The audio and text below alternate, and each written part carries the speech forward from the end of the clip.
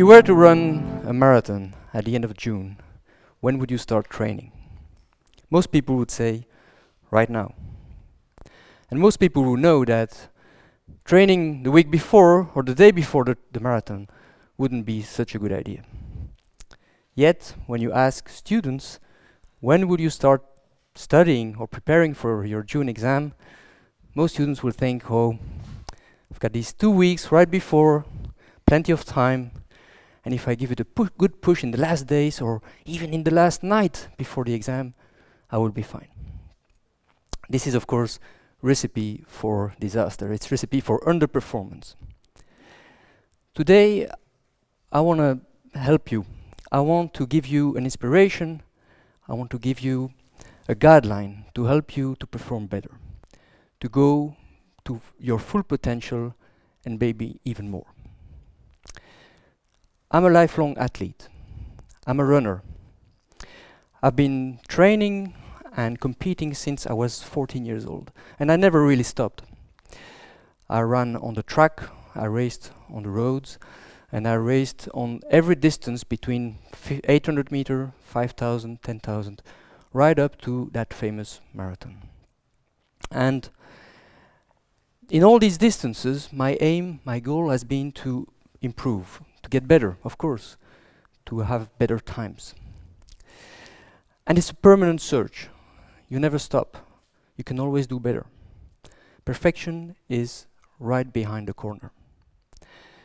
But beyond being just fit and fast, what that experience brought me was a lifestyle, an approach to whatever I did in my life. And it helped me to be successful in all these things I did later in life.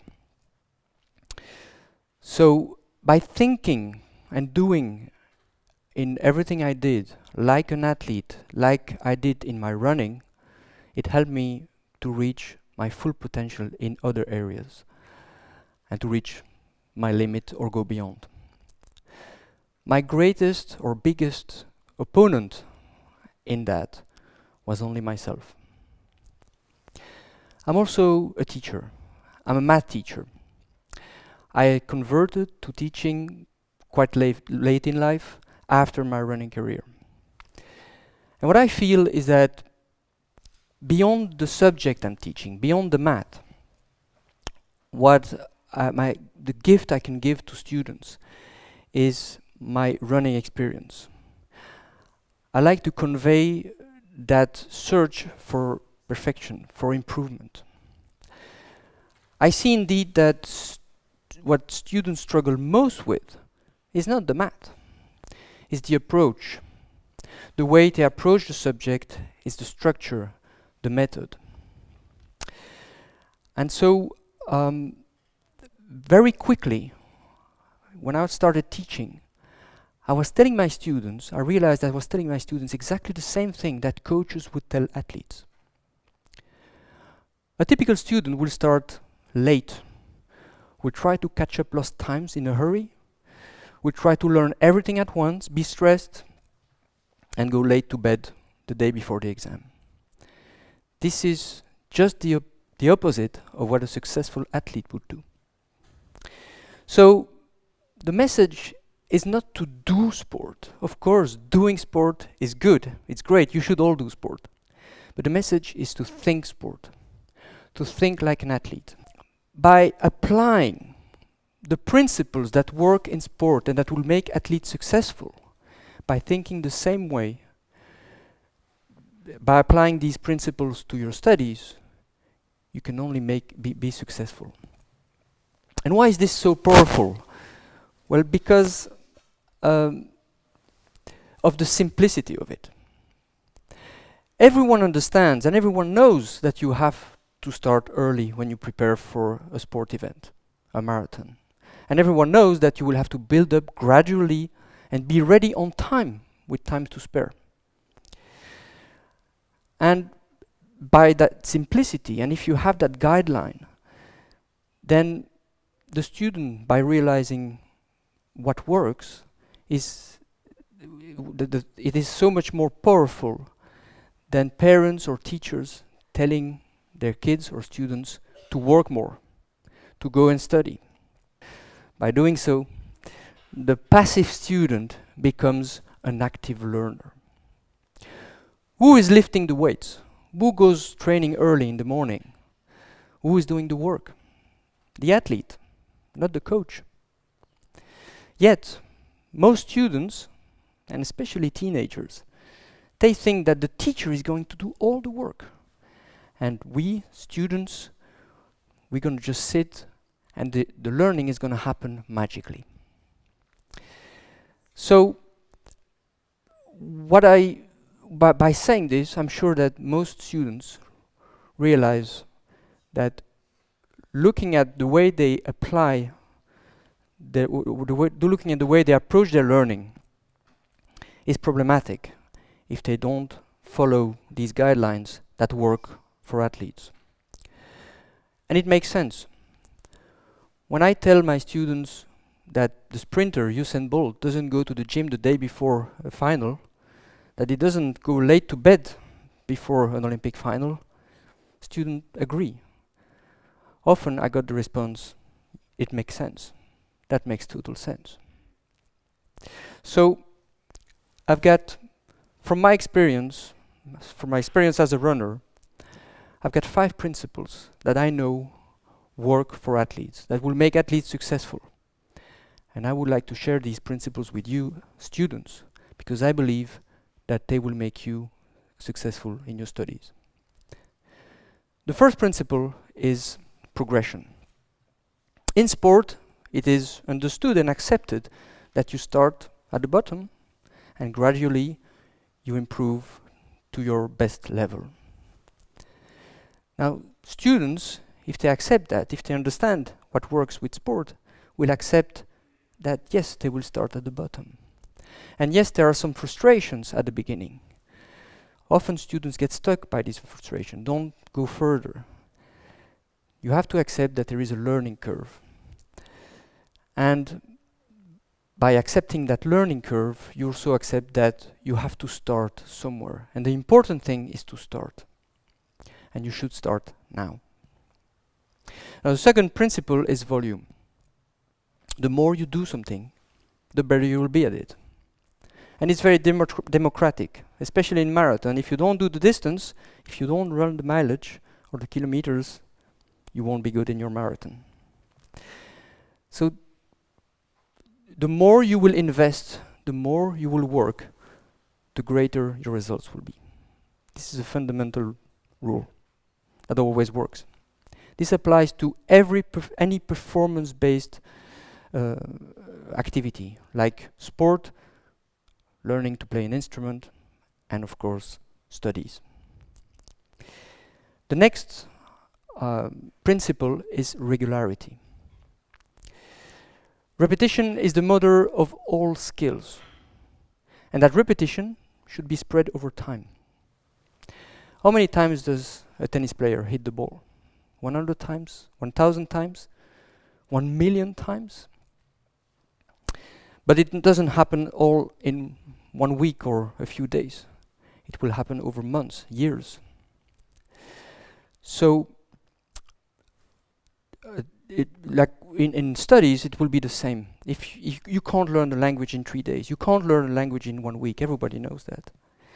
It's the regular repetition of words and sentences that will make you learn a language.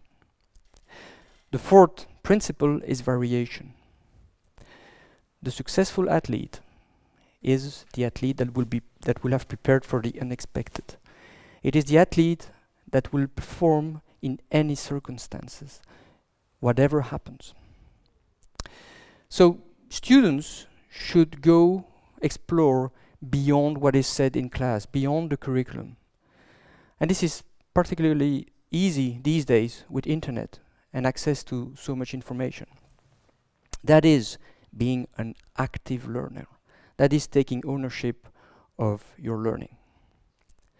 And then the fifth, last, and maybe most important principle is self-assessment. When does an athlete know when he's ready? A month before the competition. A week before the Olympic final. at least. That is what students should aim at. Be ready way before the exam, a week before, and use the remaining time to revise, not to study.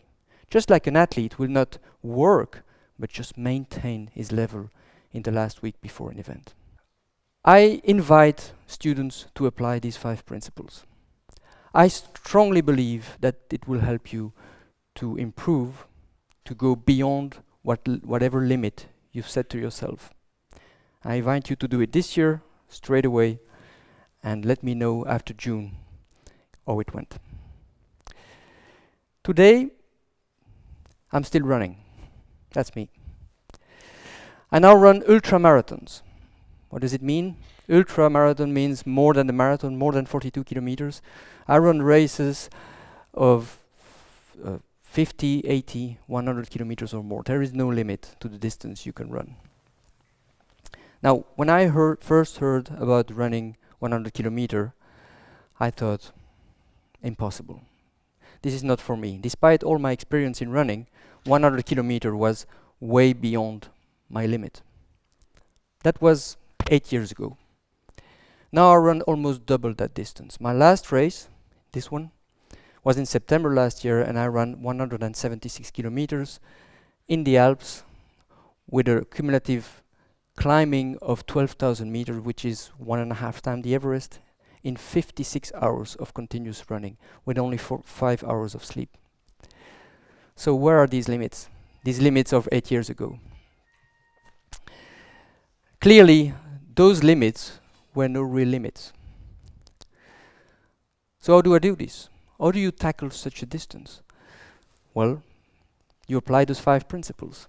You prepare, and then you go step by step. I don't look at the whole distance. I never think that I'm going to run almost 200 kilometers. I wouldn't start if I was thinking like that. I'm just going to the first checkpoint, then the next one, and I continue if everything goes well. But I never stop believing that I can do this. This is essential. Motivation is essential. And of course, this is difficult. Despite my smile on the picture, it is hard. It is difficult, just like it is for students. But then Kennedy said in his speech on landing a man on the moon in the 60s, we'll do these things not because they are easy, but because they are hard. And there is some pleasure in that. It is way more gratifying, way more satisfying to succeed in doing something hard that you thought was impossible, that you thought at the beginning was beyond your limit. So when I used to tell people I was running the 5,000, the 10,000, I was national champion, or I had a great time on the marathon, people congratulated me. They were full of admiration.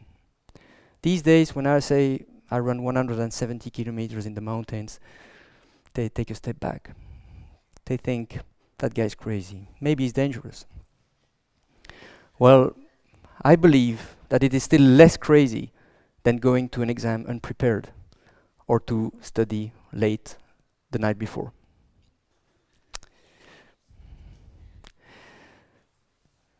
Limits are a barrier we set to ourselves.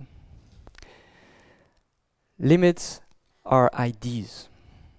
I know from my running experience that there are no limits, or you can push them endlessly. No one should ever reach their limit. If you are passionate about something, if you really, really want something, there won't be any limit. So the message is, think like an athlete. Apply the rules that makes an athlete successful, and success is guaranteed for you too. If you haven't found your limit, well, good. Keep searching. Keep exploring new ways. I wish you never reach any limit. Good luck. Thank you.